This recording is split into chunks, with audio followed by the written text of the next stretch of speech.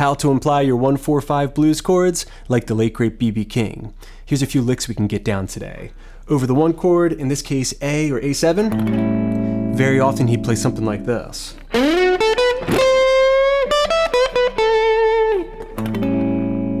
And when the 4 chord would come in, very often he'd highlight that chord's root note, just like this.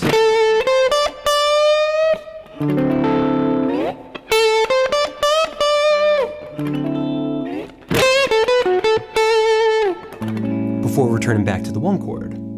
Now, when the 5 chord would come in, one of his favorite go-to licks was right here in that main position.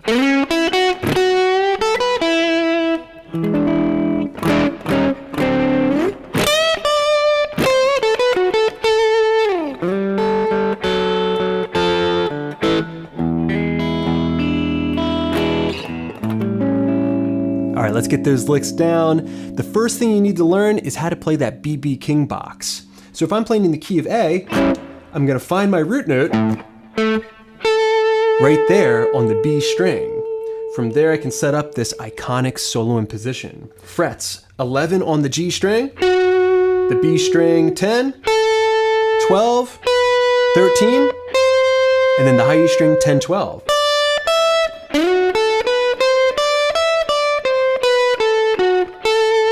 That's basically a major blues scale, all right, because it's the major pentatonic with the addition of the minor third. All right, everything you need to create some very professional but simple sounding blues solos. All right, the first lick that I want to show you is great for that 1 chord. All right, break that up into 2 parts. Part number 1. All right, we're gonna slide up to the G string, 11th fret. Then on the B string, we're playing 10, 12, bend the 13th fret up. And it's gonna sound really cool if you can throw in a little bit of a rake on that last note of part 1. Next, we're gonna play. All right, that was 10, 12. And then on the B string, bend the 12th fret up. And then go to the root note, successfully implying that 1 chord A. Now you can also lengthen that out a little bit and play, all right, before hitting that root note. All right, now, when the 4 chord would come in, he would do something really, really interesting, and I don't know of any other players that did this often. It looks and sounds like this. He would walk up, basically minor pentatonic, because we're playing the root note of the A chord, then going up a minor third, and then find the root note of the incoming 4 chord, in this case D9, a D note, and bend it up. So.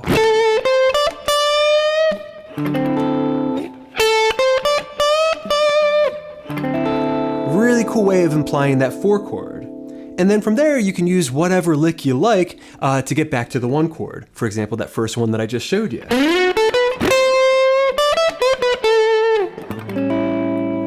All right, now the 5 chord comes in. He's got this great lick right here inside the main position. Check it out. Here's our A7 bar chord. You can play it like a blueser or a jazzer.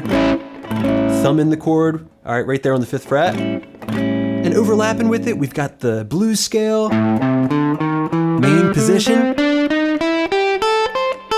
which you can blend together with major pentatonic.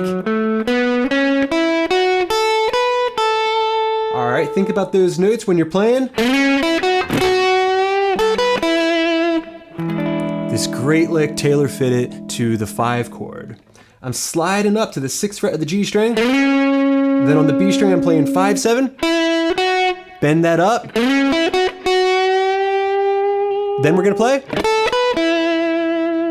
All right, that was 5, 7 on the high E, and then finding the root note of that E chord E on the 5th fret, B string.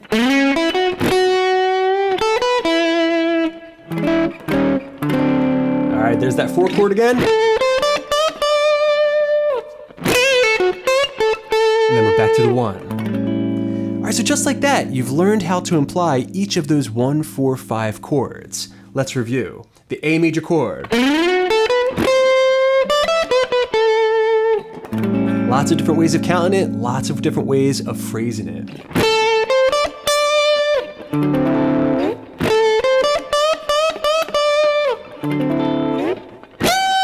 That's something he would do very often. Here's a bonus lick for you. All right, very often he would bend up that 12th fret of the high E string and then descend down chromatically.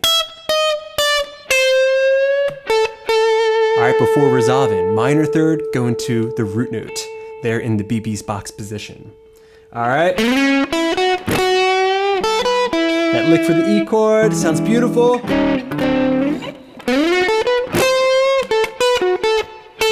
And just like that, we have a sense